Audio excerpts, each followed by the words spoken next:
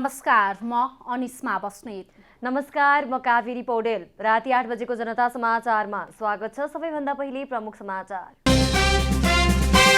नेकपा एकीकृत समाजवादीको केन्द्रीय कमिटी बैठकद्वारा अध्यक्ष नेपालको राजनीतिक प्रतिवेदन पारित। भोलि बस्ने बैठकले महासचिवको टुङ्गो लगाउने। भोलिसम्ममा मन्त्री परिषदले पूर्णता पाउने माओवादी केन्द्रका अध्यक्ष दाहालको दावी। दल विभाजन सम्बन्धी अध्यादेशले ढिलाइ भएको जानकारी। असोज 9 गते गाउँ नगर अधिवेशन सक्ने काङ्ग्रेसको निर्णय। 13 जिल्लाको क्रियाशील सदस्यता टुङ्ग्याउने जिम्मेवारी पुनः कार्यदललाई। अमेरिकी राष्ट्रपति बाइडेन र बेलायती प्रधानमन्त्री जोन्सन बीच भेटवार्ता। उत्तरी आयरल्यान्डसँगको शान्ति प्रक्रियामा असर नपार्न बाइडेनको चेतावनी। र बागमती प्रदेश खेलकुद परिषदद्वारा प्रशिक्षक तालिम सञ्चालनका लागि 4 राष्ट्रिय खेल सङ्घसँग सम्झौता। प्रशिक्षण असोज 9 गतेबाट हुने।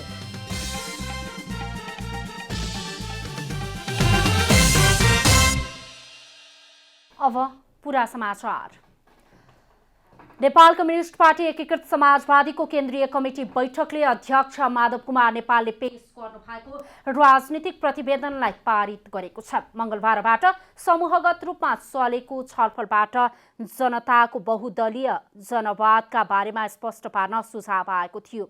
अध्यक्ष माधव कुमार नेपालले जवाफ दिँदै जको सारभूत विचारलाई पक्रदै समाजवाद र समृद्धिको यात्रामा जाने कुरा बताउनु भएको प्रचार विभाग प्रमुख जगन्नाथ खतिवडाले जानकारी दिनुभयो। विकास गर्ने सन्दर्भमा देखा परेको त्यसको एउटा सृजनात्मक अध्याय हो। यसलाई हामी थप विकसित गर्नेछौँ। आजका व्यवहारहरू नै यदि जबजका आदर्श हुनु भने जबजको पनि काम छैन भन्ने ठाउँमा पुर्याउन लागि थियो। हामी यसबाट मुक्त हुन चाहन्छौँ। जबजका सारभूत विचारहरूलाई पक्र्दै समाजवाद र समृद्धिको यात्रामा जाने हामीले अठोट गरेका छौँ। बुधबारको बैठकबाट विभिन्न आयोग र संगठनका जिम्मेवारी टुङ्ग्याउने बताइए पनि बैठक बिहिबारसम्मका लागि लम्ब्याइएको छ। बिहिबारको बैठकले पार्टीको महासचिव चयन गर्ने, स्थायी कमिटी, पोलिट ब्युरो र केन्द्रीय कमिटी सदस्यहरूको अन्तिम टुङ्गो लगाइने बताइएको छ। बैठकले समाजवाद नामक पार्टीको मुखपत्र र नियमित बुलेटिन प्रकाशित गर्ने निर्णय पनि गरेको छ। 3 महिनाको लागि हामी एउटा कार्ययोजना पारित गर्नेछौँ। 3 महिनाभित्रमा हामी पार्टीको राष्ट्रिय सम्मेलन सम्पन्न गर्ने योजनामा लागिरहेका छौँ। समयले नभ्याए अर्कै कुरा हो, नभए त्यो समयभित्र हामी त्यो काम गर्नेछौँ। भोलिको बैठकमा हामी महासचिव चयन गर्नेछौँ। यसै गरी स्थायी कमिटी, पोलिट ब्युरो र केन्द्रीय कमिटीका सदस्यहरू भोलि अन्तिम टुङ्गो लगाउनेछौँ। चुनाव चिन्हका लागि केन्द्रीय सदस्यहरूबाट सुझाव आएको भए पनि बुधबार त्यसको टुङ्गो लाग्न सकेन। पार्टीको केन्द्रीय कमिटी बैठक बिहिबार बिहान 11 बजेका लागि तय गरिएको बताइएको छ। सत्ता साझेदार नेकपा माओवादी केन्द्रका अध्यक्ष पुष्पकमल दाहालले भोलिसम्ममा मन्त्री परिषदले पूर्णता पाउने बताउनु भएको छ। बुधबार पार्टी केन्द्रीय कार्यालय पेरिस डाँडामा बसेको पार्टी स्थायी समिति बैठकमा अध्यक्ष दाहालले राजनीतिक दल विभाजन सम्बन्धी अध्यादेशका कारण ढिलाइ भएको मन्त्री परिषदलाई पूर्णता दिने काम बिहिबारसम्म भइसक्ने बताउनु भएको हो। पार्टी अध्यक्षले वर्तमान राजनीतिक परिस्थितिको बारेमा रिपोर्टिङ गर्दै भोलिसम्म मन्त्री परिषदलाई पूर्णता दिइसक्ने बताउनु भएको पार्टीका प्रवक्ता कृष्ण बहादुर महराले जानकारी दिनुभयो। यो अध्यादेशको कारणले अलिकति डिले भएको थियो। अब यो काम सिद्धियो, करिब सिद्धिएको छ। मेरो विचारमा आज या भोलिसम्म यो सरकारको विस्तार काम सिद्धिन्छ। अध्यादेशको विषयमा फिर्ता गर्ने भन्दा पनि त्यसलाई प्रतिशत अर्को विधेयक ल्याउने।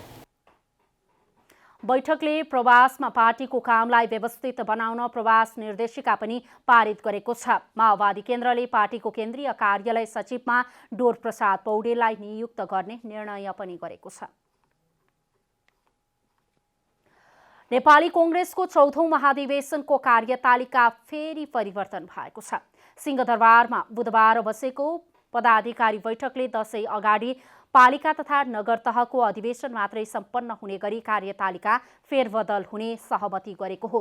प्रवक्ता विश्वप्रकाश शर्माले पूर्व निर्धारित कार्यतालिका अनुसार असोज 9 गते नै पालिका अधिवेशन गर्ने निर्णय भएको जानकारी दिनुभयो। दशैं अघि गाउँ नगर अधिवेशन मात्रै सक्ने गरी कार्यतालिका पुनः संशोधन गर्ने निर्णय भएको छ। पालिका अधिवेशन जे छ त्यसलाई उत्साहपूर्वक अगाडि बढाउनलाई, बडा हार्दिकतापूर्वक अगाडि बढाउनलाई, जहाँ सर्वसम्मत हुन्छन् सर्वसम्मतको प्रक्रिया, जहाँ सर्वसम्मत हुन्नन् त्यहाँनिर बडा लोकतान्त्रिक स्वस्थ अभ्यासको बाटोबाट टुङ्गो गर्नका लागि अपिल र आग्रह गर्दछु र मिडियाका साथीहरूलाई र उहाँहरूलाई पनि थप अन्य प्रक्रियाको बारेमा निर्वाचन समितिले जानकारी गराउने जानकारी पनि म गर्छु। प्रवक्ता शर्माले बैठकमा मन्त्री परिषद विस्तारबारे औपचारिक छलफल नभएको पनि जानकारी दिनुभएको छ। यसअघिका मन्त्री नियुक्तिमा पनि पार्टीभित्र छलफल गरेरै चयन गरेको प्रवक्ता शर्माको भनाइ छ।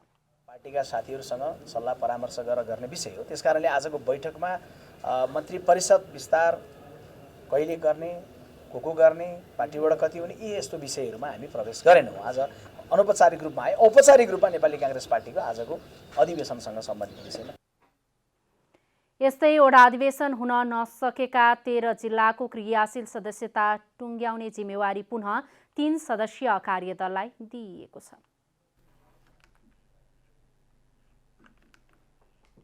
नवनियुक्त परराष्ट्र मन्त्री डाक्टर नारायण खड्काले आफ्नो कार्यकालमा भारत र चीनसँगको सम्बन्ध अत्यन्तै सन्तुलित हुने बताउनु भएको छ। बुधबार अपराह्न सिंहदरबार स्थित परराष्ट्र मन्त्रालय पुगेर पदभार ग्रहण गर्नुभएका परराष्ट्र मन्त्री खड्काले सञ्चारकर्मीहरूमाझ छिमेकी दुई मुलुक भारत र चीनबीचको सम्बन्ध अत्यन्तै सुमधुर, अत्यन्तै घनिष्ठ, मैत्रीपूर्ण र अत्यन्तै सन्तुलित हुने बताउनु भएको हो। उहाँले परराष्ट्र नीति कुनै दल विशेषको नहुने उल्लेख गर्दै राष्ट्रिय सहमतिका साथ अघि बढ्ने प्रतिबद्धता समेत व्यक्त गर्नुभयो। मन्त्री खड्काले राष्ट्रिय हितलाई केन्द्रमा राखेर परराष्ट्र सम्बन्धलाई अघि बढाउने काममा आफू केन्द्रित भएर लाग्ने पनि बताउनुभयो। उहाँले एमसीसी लगायतका जल्दा बल्दा समस्या समाधानका लागि राष्ट्रिय सहमति कायम गर्दै त्यसका तथ्यगत र मिथ्यागत कुरालाई ध्यानमा दिएर राष्ट्रिय हित अनुकूलका कामलाई मात्रै अघि बढाउने पनि स्पष्ट पार्नुभयो। र खास गरेर अब सार्क राष्ट्रका परराष्ट्र मन्त्रीहरूसँग र सार्क राष्ट्रको एउटा बैठक गरेर यसलाई अझ कसरी अगाडि बढाउने हाम्रो सार्कको एउटा चाहिँ अध्यक्ष राष्ट्र पनि भएको नाताले त्यो जिम्मेवारी पनि छ र त्यहाँ एउटा अत्यन्त महत्त्वपूर्ण प्लाटफर्म भएको हुनाले त्यहाँ सबैसँग भेटघाट हुने र विचार आदान प्रदान गर्ने, यो पनि एउटा कूटनीतिक सम्बन्ध विस्तार गर्ने एउटा अत्यन्त महत्त्वपूर्ण सशक्त माध्यम हो। नवनियुक्त परराष्ट्र मन्त्री खड्काले संयुक्त राष्ट्रसङ्घको महासभामा एमसीसी बारे छलफल नहुने पनि स्पष्ट पार्नुभयो। उहाँले त्यस अवसरमा विश्वको विभिन्न देशका परराष्ट्र मन्त्रीहरूसँग द्विपक्षीय हितका विषयमा छलफल हुने बताउनुभयो। उहाँले आफू संयुक्त राष्ट्रसङ्घको महासभाको बैठकमा भाग लिएर आएपछि विभिन्न देशमा राजदूत नियुक्तिको प्रक्रिया अघि बढाउने जानकारी समेत दिनुभयो। नेपाली काङ्ग्रेसका उपसभापति विजयकुमार गच्छदारले बालुवाटारको ललिता निवास प्रकरणमा आफूलाई सुनियोजित रूपमा 50 वर्षे राजनैतिक र सामाजिक भविष्य ध्वस्त पार्नका लागि फसाएको बताउनु भएको छ। विभागीय मन्त्रीको हैसियतले आफूले टिप्पणी मात्र अघि बढाएको र उक्त प्रस्ताव मन्त्री परिषदबाट सर्वसम्मत निर्णय भएको बताउनुभयो। नेपाली काङ्ग्रेसका उपसभापति विजयकुमार गच्छदारले आफ्नो 50 वर्षको राजनीतिक र सामाजिक जीवन नै ध्वस्त पार्ने गरी षड्यन्त्रपूर्वक आफूलाई फसाउने कोसिस गरिएको बताउनु भएको छ। बालुवाटार ललिता निवास जग्गा प्रकरणमा मुछिएपछि पहिलो पटक सञ्चार माध्यममा सार्वजनिक हुनुभएका नेता गच्छदारले बुधबार पत्रकार सम्मेलन गर्दै आफूलाई तत्कालीन सरकारले राजनीतिक प्रतिशोधका आधारमा फसाउने दूषित उद्देश्यले मुद्दा चलाएको टिप्पणी गर्नुभयो। नेता गच्छदारले सरकारको गुरु योजना कार्यान्वयन गर्न प्रधानमन्त्री माधव कुमार नेपाल नेतृत्वको सरकारमा विभागीय मन्त्रीको हैसियतले आफूले टिप्पणी मात्र अघि बढाएको र उक्त प्रस्ताव मन्त्री परिषदबाट सर्वसम्मत निर्णय भएको जिकिर गर्नुभयो। आफू विरुद्ध तत्कालीन केपी शर्मा ओली नेतृत्वको सरकारले संवैधानिक निकाय अख्तियारलाई प्रयोग गरेर फसाउने षड्यन्त्र रचेको पनि आरोप लगाउनुभयो। तर राजनीतिक प्रतिशोध र कुत्सित उद्देश्यबाट झुटा मुद्दा लगाएर जीवनभर स्वतन्त्रताका लागि निरन्तर क्रियाशील व्यक्तिको सार्वजनिक जीवन समाप्त पार्ने षड्यन्त्र भएको छ भन्ने निष्कर्षमा मैले आफ्नो यथार्थ कुरा जनसमक्ष राख्ने जमर्को गरेको छु। शेरबहादुर देउवा प्रधानमन्त्री बनेपछि मात्रै अदालतमा हाजिर भएको विषयमा पनि गच्छदारले स्पष्टीकरण दिनुभएको छ। गच्छदारले देउवा प्रधानमन्त्री भएको भोलिपल्ट अदालतमा हाजिर हुनु, काग कराउनु र रुख ढल्नु भएको जस्तै बताउनुभयो। काग कराउनु, रुख ढल्नु जस्तै शेरबहादुर देउवा 29 गते सर्वोच्च अदालतको आदेशबाट प्रधानमन्त्री बनाउने आदेश हुन्छ। 30 गते उहाँ 29 गते प्रधानमन्त्री बन्नुहुन्छ। यस्तै उपसभापति गच्छदारले 14औं महाधिवेशनमा आफू सभापतिको दावेदार नभएको स्पष्ट पार्नु भएको छ। नेताहरूबीच स्वस्थ प्रतिस्पर्धा गरेर अधिवेशन सम्पन्न होस् भनेर आफूले भूमिका खेल्ने उहाँको भनाइ छ।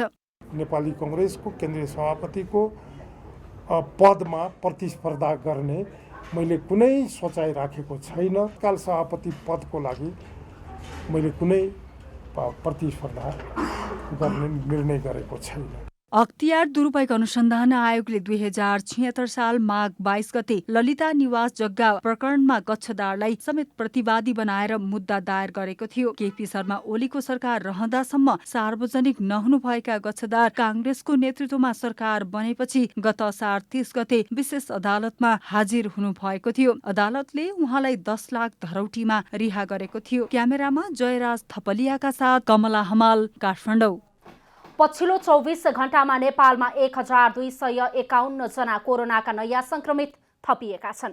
पछिल्लो 24 घण्टामा 1630 जना कोरोना मुक्त भएको स्वास्थ्य मन्त्रालयले जनाएको छ। नेपालमा कोरोना संक्रमण मुक्त हुने दर 95.91% रहेको मन्त्रालयले जनाएको छ। यसैगरी पछिल्लो 24 घण्टामा 6 जना संक्रमितको मृत्यु भएको छ। हालसम्म 11,059 जना कोरोना संक्रमितको मृत्यु भइसकेको मन्त्रालयको तथ्याङ्क छ। यसैगरी पछिल्लो 24 घण्टामा 22,192 जनाले कोरोना विरुद्धको खोप लगाएका छन्। हाल देशभर सक्रिय संक्रमितको संख्या 21,524 जना रहेको पनि मन्त्रालयले जानकारी दिएको छ। संघीय संसद प्रतिनिधि सभा अन्तर्गतको शिक्षा तथा स्वास्थ्य समितिले डायलासिस मेसिन तत्काल थप गर्न सरकारलाई निर्देशन दिएको छ। बुधबार सिंहदरबारमा बसेको समितिको बैठकले डायलासिस मेसिन थप गर्ने योजना तत्काल कार्यान्वयनमा ल्याउन स्वास्थ्य तथा जनसङ्ख्या मन्त्रालयलाई निर्देशन दिएको हो। बैठकमा समितिकी सभापति जयपुरी घरतीले समितिले नेपालका नागरिकहरूमा इच्छा शक्तिको कमी भएकाले आत्मबल बढाउन मन्त्रालयले विभिन्न जनचेतनामूलक कार्यक्रम राख्नुपर्ने निर्णय भएको बताउनुभयो। उहाँले छिटोभन्दा छिटो डायलासिस गर्ने, किडनी ट्रान्सप्लान्ट गराउने कुरामा तत्काल ध्यान दिन पनि मन्त्रालयलाई निर्देशन दिनुभयो। बढाउने तपाईले योजना बनाउनु भएको छ, यो योजनालाई तुरुन्तै कार्यान्वयन गरियोस् र यो डायलिसिस गर्ने ढिलासुस्ती नगरेर छिटोभन्दा छिटो अलि सर्वसुलभ अवस्थामा डायलिसिस दिने, किडनी ट्रान्सप्लान्ट गराउने यो कुरालाई पनि मन्त्रालयले विशेष ध्यान दिएर कार्यान्वयनमा लैजाओस् भन्ने म सबै मन्त्रालयलाई निर्देशन दिन चाहन्छु। बैठकमा स्वास्थ्य तथा जनसङ्ख्या राज्य मन्त्री उमेश श्रेष्ठले नेपालमा प्रत्येक वर्ष 3,000 मानिसको किडनी फेल भएको विवरण आइरहेको बताउनुभयो। 5वटा मात्रै उपचार गर्ने अस्पताल भएकाले किडनी ट्रान्सप्लान्ट गर्नका लागि पनि 2 वर्षसम्म कुर्नुपर्ने बाध्यता रहेको भन्दै 6 महिनाभित्र ट्रान्सप्लान्ट र डायलासिसमा ठूलो परिवर्तन हुने दावी गर्नुभएको छ। हाम्रो इमर्जेन्सीहरू बढाउने र अरू सर्भिसहरू बढाउने, अपरेसन थिएटरहरू बढाउने, इभन कतिपय ठाउँमा हामीले यो चाहिँ डायग्नोस्टिक सेन्टरै हेर्ने भने पनि ठुल्ठुला हस्पिटलमा कमसेकम अहिले बाहिर हेर्नु भने प्राइभेट धेरै भयो। सरकारले त्यसलाई 1/3 मा हामीले ल्याउन सक्ने सम्भावनाहरू धेरै छ। एक त आम्दानी पनि हुनसक्छ। त्यसको अलावा चाहिँ हामीले चाहिँ जनतालाई सर्वसुलभ बनाउने सम्भावनाहरू पनि असाध्यै धेरै छ। भन्दाखेरि यो चिजमा तुरुन्त गर्ने, 6 महिनाभित्र गर्ने र 1 वर्षभित्रमा के गर्न सकिन्छ भन्ने एउटा प्लान सरकारले बनाएको छ। राज्यमन्त्री श्रेष्ठले दशैंसम्म 1,40,00,000 मानिसलाई कोरोना विरुद्धको खोप लगाउने सरकारको लक्ष्य रहेको पनि समितिलाई जानकारी गराउनुभयो। 40 लाखलाई चाहिँ हामीले लगाउने टार्गेट गरेको छौँ। 40 देखि 50 लाखसम्म हुन सक्छ। फर्स्ट डोज लगाउने चाहिँ मेरो विचारले यहाँ साथीहरू हुनुहुन्छ एक्सपर्ट प्रवक्ता साथीहरू, 1 डोज लगाउने चाहिँ करिबन फर्स्ट डोज लगाउने 1 करोड पुर्याउने हाम्रो लक्ष्य छ। फुल डोज लगाउने चाहिँ हाम्रो कति छ भन्दाखेरि 75 लाख हुनेछ। स्वास्थ्य राज्यमन्त्री श्रेष्ठले अहिले स्वास्थ्यमा सबैभन्दा ठूलो खतरा बिमाबाट रहेको बताउँदै बिमा व्यवस्थित गर्न जरुरी रहेको पनि बताउनु भएको छ। गुल्मीमा गैराती अविरल वर्षासँगै आएको पहिरोले घर पुरिँदा एकै परिवारका 3 जना दिदीबहिनीको ज्यान गएको छ। जिल्लाको रेसुङ्गा नगरपालिका वडा नम्बर 8 थुम्का टोलका तिलक परियारकी जेठी छोरी 21 वर्षीय भावना परियार, उनका 14 वर्षीय जुम्ल्या 2 बहिनी गङ्गा र जमुना सहित 3 बहिनीको ज्यान गएको हो। अर्की माहिली छोरीलाई भने सुतिरहेको कोठाबाट बचाउन सफल भएको छिमेकीले जानकारी दिएका छन्। गङ्गा जमुना 2 बहिनीहरू महेन्द्र नमुना मावि कक्षा 8 मा पढ्ने विद्यार्थी भएको त्यस विद्यालयका शिक्षक रोम विश्वकर्माले जानकारी दिनुभयो। जेठी छोरी भने विवाहित हुन्। जिल्ला प्रहरी कार्यालयका प्रवक्ता डीएसपी पुरुषोत्तम प्रसाद पाण्डेले गैराती नेपाली सेना र प्रहरीको संयुक्त टोलीले शव निकालेर परिवार र छिमेकीहरूलाई त्यहाँबाट सुरक्षित स्थानमा सारेको बताउनुभयो। उता रोल्पामा भिरबाट खसेको ढुङ्गाले लागेर एकै परिवारका 2 जनाको मृत्यु भएको छ। रोल्पा नगरपालिका वडा नम्बर 9 बस्ने 25 वर्षकी सङ्गीता पुन र उहाँकी 2 वर्षीय छोरी कृतिका पुनको ढुङ्गा लागेर मृत्यु भएको हो। जिल्ला प्रहरी कार्यालय रोल्पाका डीएसपी नरेशराज सुवेदीका अनुसार सोही ठाउँको हाङवाङ भिरबाट खसेको ढुङ्गाले लागेर आमा छोरीको मृत्यु भएको हो। रोल्पामै भिरबाट लड्दा रोल्पा नगरपालिका वडा नम्बर 3 खुमेलका 42 वर्षका तीर्थलाल थापाको पनि मृत्यु भएको जिल्ला प्रहरी कार्यालय रोल्पाले जनाएको छ।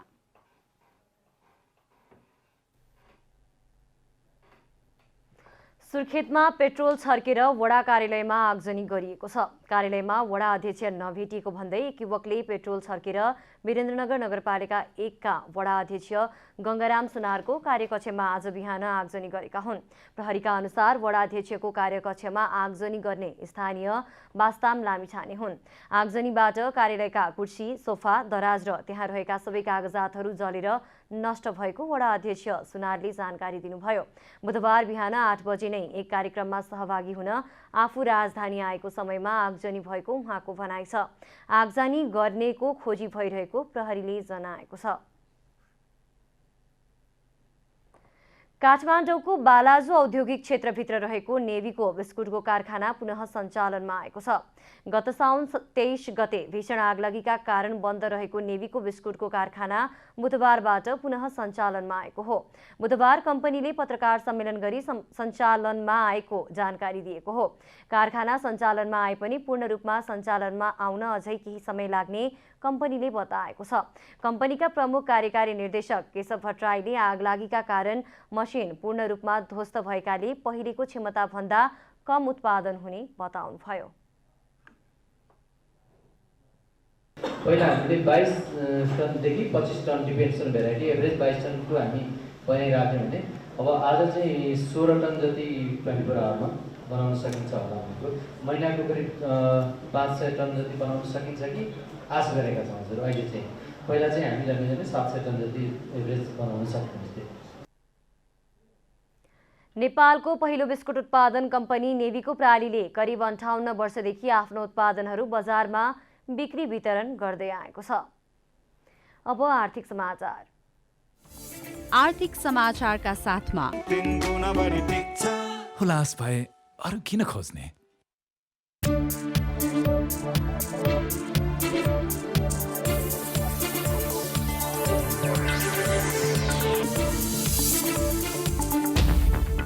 एसियाली विकास बैंक एडिबीले नेपालको आर्थिक वृद्धि दरको यसअघिको प्रक्षेपणलाई संशोधन गरेको छ। एडिबीले बुधबार सार्वजनिक गरेको प्रतिवेदनमा आर्थिक वर्ष 2077-78 को आर्थिक वृद्धिको प्रक्षेपित लक्ष्य नेपालले भेटाउन नसकेको तथा चालु आर्थिक वर्ष 2078-79 का लागि यसअघि गरिएको प्रक्षेपण पनि पूरा गर्न नसकिने देखिएकाले लक्ष्य संशोधन गरिएको बताएको छ।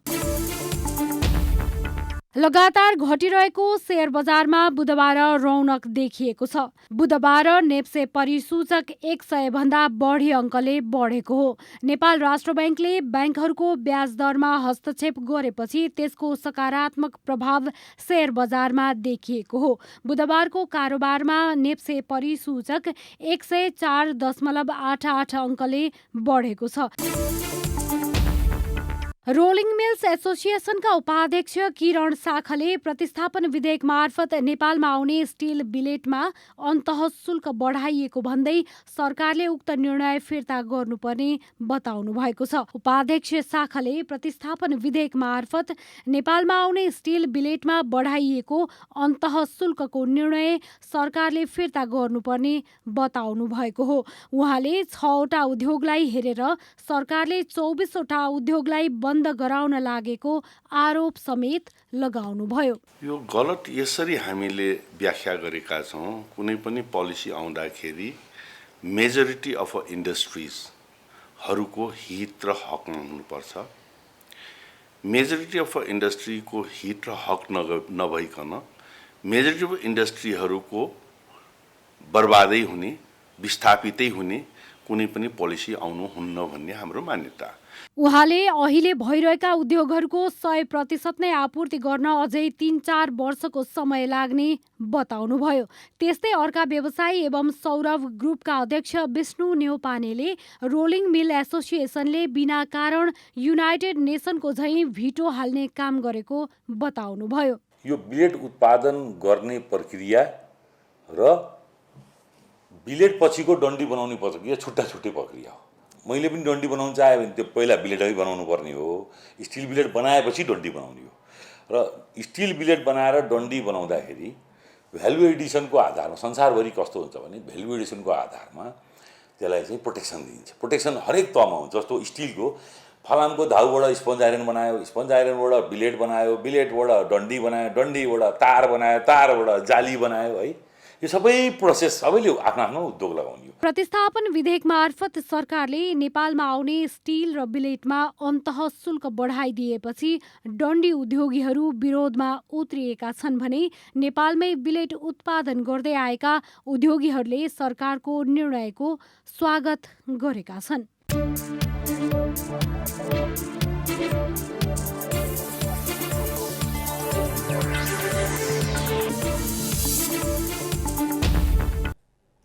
अब खेलकुद समाचार।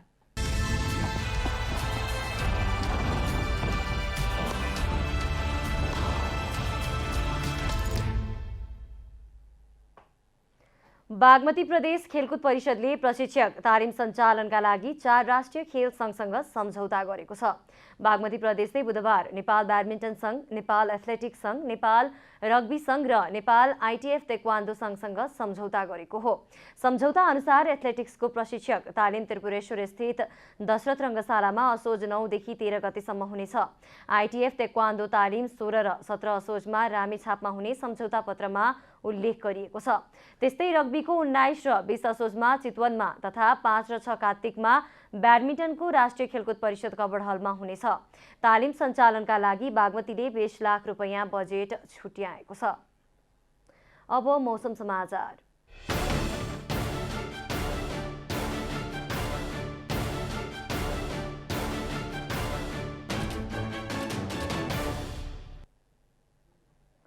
आज राति देशभर आंशिकदेखि सामान्य बदली रही थोरै स्थानमा मेघगर्जन र चट्याङ सहित हल्कादेखि मध्यम वर्षाको सम्भावना रहेको जल तथा मौसम पूर्वानुमान महाशाखाले जनाएको छ। अब देशभरका विभिन्न स्थानका मौसम सम्बन्धी थप विवरण।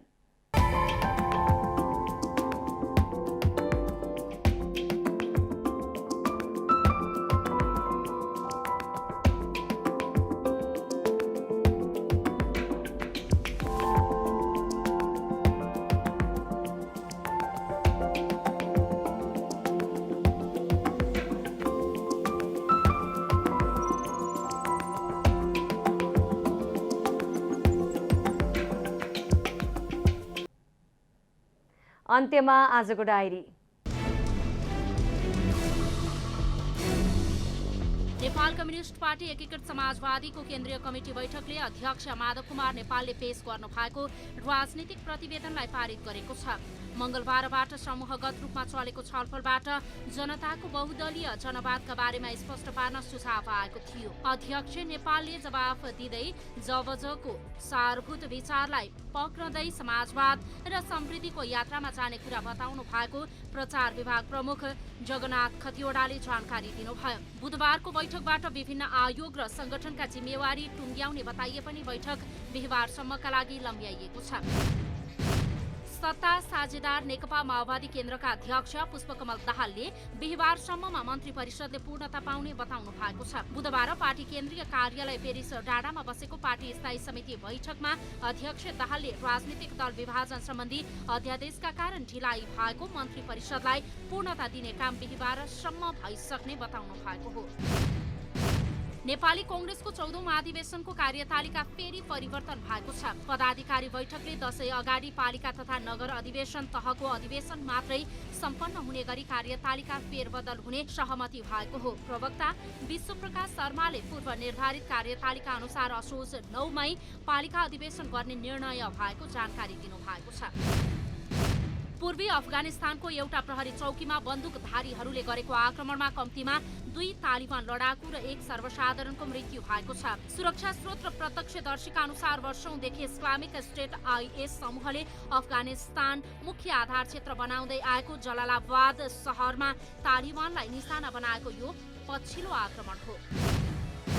बागमती प्रदेश खेलकुद परिषदले प्रशिक्षक तालिम सञ्चालनका लागि 4 राष्ट्रिय खेल संघसँग सम्झौता गरेको छ। बागमती प्रदेशले बुधबार नेपाल ब्याडमिन्टन संघ, नेपाल एथलेटिक्स संघ, नेपाल रग्बी संघ र नेपाल आईटीएफ ताइक्वान्डो संघसँग सम्झौता गरेको हो। सम्झौता अनुसार एथलेटिक्सको प्रशिक्षक तालिम त्रिपुरेश्वर स्थित दशरथ रङ्गशालामा असोज 9 गतेदेखि 13 गतेसम्म हुनेछ।